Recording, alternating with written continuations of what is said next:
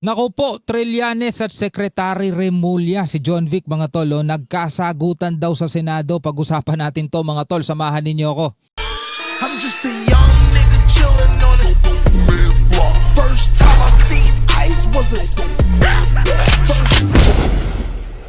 Okay, kung naaalala ninyo, ditong nakaraan lang ay daladala ni dating Senator Trillanes yung warrant of arrest daw ni Senator Bato mula sa ICC. So nagtatakbo nga doon si Senator Bato dahil hinahabol siya ng mga NBI na aaresto.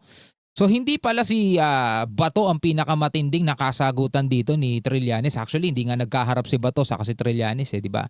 Sabi rito, nagkaroon ng sagutan sina Antonio Trillanes IV at Secretary John Vic Remulla kaugnay ng tangkang pag-aresto kay Senator Bato de la Rosa. Anong naging sagutan dito mga tol? Samahan ninyo ako, panoorin natin to. Ito ang muntik na magsuntukan, Jen. Eh, di ba pumunta si Senador Trillanes, former senator sa Senado? Oo. Dala-dala niya yung ano eh. O sinong sabing walang warrant? Ito, may dala-dala ako. Oh. Dala-dala niya yung sealed. Oo. Sealed pala yan, yung warrant of arrest. Ganun daw talaga pala yan. Oh, galing ICC, ayan Oo. Oh. Ano yung sinasabi ni Bato na sasamahan ko yung aresto?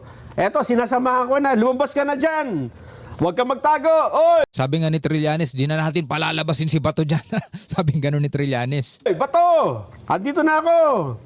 Ayun o, nagsisisigaw yan. Kaya pala siya naglakas ng loob kasi sinaloy din pala siya ni Senador Bato. Yes. Para sila mga bata, naghahamunan eh, no? Pagka meron ng warrant of arrest, Oo. sumama daw si Senador Trillanes. Ayun nga. Ay, yung problema, November pa pala niya hawak eh. Nako. O sakto, November din nagtago si Bato. November 2025 pa nilabas Oo nga, oo. ng ICC. Oo.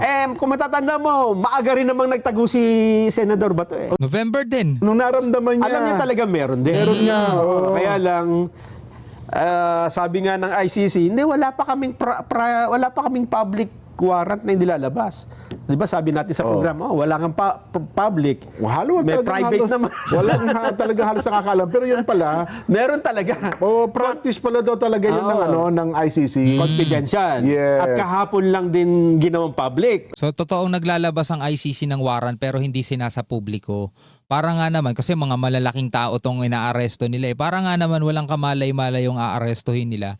Bigla na lang dadamputin, isasakay sa eroplano papuntang The Hague. Kaso malakas makatunog to si Bato eh. Alam nyo naman dating PNP chief yan eh, di ba?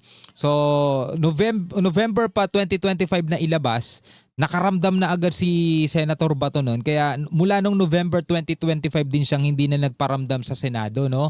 Ngayon lang pumasok ulit. Oho. Alam mo ba kung sinong nakasagutan ni Trillanes? Hulaan mo. Sabi niya kasi, Bato, may warrant ako. Please lang. Lumabas ka na dyan. Arestuhin kita.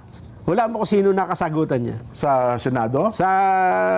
Social media? Ay, di Sa media, siyempre sa media.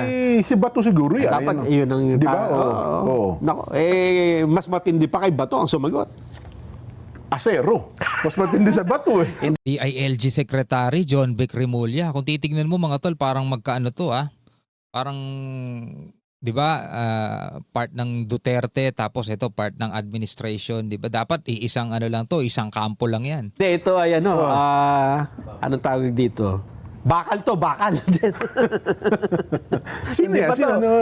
Bakal. Ganon. Si DILG Secretary John Vic Remulla sa hindi inaasahang pagkakataon. Bagamat Paano eh? Magkakampi sila eh. Isang tono yan mga yan eh. Paano naging magkakasagutan sila ngayon dyan? Di ba? Sabi sa inyo kung titignan mo, pareho silang, nasa kakabilang side sila pareho eh. Hindi, nireview ko dyan eh. Oo. Mukhang noon pa man ay magkaiba na sila ng posisyon tungkol okay. sa ICC warrant. Kung matatanda mo, di ba, maging si Ombudsman Boying Remulla. Boying, kapatid niya. Yes. Sinabi ni Boying, may warrant, di ba? Oo. Kinontra ni John Vic noon, walang warrant. Hindi, pero yun kasi group effort yun eh. There is no official warrant that we are in possession of. Please ask him, Trillanes, if the warrant has been legally served. As far as I know, he's not part of the PCTC. No? Kumbaga, parang Hindi ka naman parte ng gobyerno at bakit ikaw may hawak ng warrant at ikaw ang may a-arrest? Kumbaga parang bypass sila, di ba? Kumbaga dapat tungkulin ng ano yan eh. Tungkulin nila yan eh. Si Trillanes nanguna dun eh. Kunyari lang, walang warrant. Pero kasi sa part daw ng DILG tsaka sa PNP, mukhang wala talagang silang alam kasi hindi talaga daw pinadala ng ICC yung warrant sa kanila. Kaya nga kinokontra ngayon ni John Vic. Ganun. Nung nag-aaresto sabi niya, teka muna, anong kapangyarihan ng Trillanes na pumunta dyan? There is no official warrant that we are in possession of. Sabi ni John Vic. Oo, please ask him if the warrant has been legally served. As far as I know, he is not part of the PCTC. Oo. Oo nga naman, kasi ang kung may dapat na magpatupad niyan, nasa gobyerno, di ba? Yung PCTC yung dating oposisyon ni Marcos Lacanilaw. Ano bang ibig sabihin ng PCTC? Ito yung counterpart ng ng Interpol sa Pilipinas. Sa Pilipinas. Oo. Ibig sabihin itong PCTC sa anumang dapat may at least meron itong ugnayan sa DILG, di ba? Oo. Kasi enforcer Yun to. nga yun nga yung nangyari nung di ba nung maalala mo, nagkaroon ng investigasyon, lumilitaw na ang representante ng PCTC, Philippine Center for Transnational Crime, ay itong si Marcos Lacanilaw. Noong time na Noong yon. kay Duterte. Yes. At group effort ng DILG. Secretary. Kasama yan. Ayun. So meron talagang authority si Secretary John Vic na questionin si Trillanes. So sila dapat ang nagpapatupad. Kung meron mang warrant of arrest, sila dapat ang magpapatupad, hindi si Trillanes dahil hindi naman siya part ng gobyerno. No, hindi na rin siya senator ngayon at wala siyang posisyon ngayon mga tol sa kahit na anong government, di ba? Kung bakit siya ang nagseserve ng arrest, warrant. Yun ang kaibahan kasi mukhang si Trillanes ay nakipag-coordinate sa NBI, hindi sa DILG. Problema, Oh, na-bypass nga. NBI ba ay agent ng ICC? Ayun na nga, Yung magkaiba rin. PCTC, di ba? Oho. Ayun ang magiging... Kaya nga siguro nagka-clash o nagkakasagutan itong dalawang ito. Ano ngayon ang sagutan nilang dalawa? Bakit napunta sa kanila ang atensyon ng ating mga kababayan? Kasi nga, sabi ni John Vic na wala namang kapangyarihan si Trillanes para ipatupad yung warrant of arrest na yun. Ano ngayon ang sagot ni Dapat Trillanes? PCTC. Oho. Oh, anong sagot ni Trillanes para masabing nagkakasagutan? Ang sabi niya, ngayon, sabi ni Trillanes, ngayon, nakumpirma na ng ICC Eto. ang warrant ni Bato. Please lang, Sec John Vic, a.k.a. Mr. Dragnet. Naku po, para mabigat na. Sana naman, hindi mo patakasin si Bato dyan sa Senate. Ayan. Oo.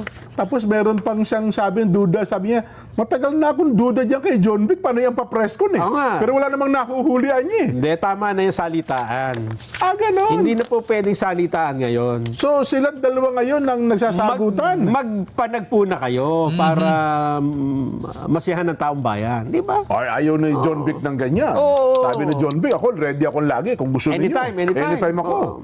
Di ba? Ayun na nga, si Trillanes at si John Vic ngayon kasi nangunguna si Trillanes. Dapat nga naman ang aaresto, kung aarestuhin nga man talaga si Senator Bato, ang aaresto dyan is yung may mga authority talaga. Ang NBI hindi daw part ng ICC o hindi sila pwede mang-aresto. Kaso doon nakipag-coordinate si Trillanes at hindi sa DILG. So ano ang inyong masasabi tungkol dyan mga tol? Talagang para tayo nanonood ng Netflix, Comment ka na lamang sa ibaba.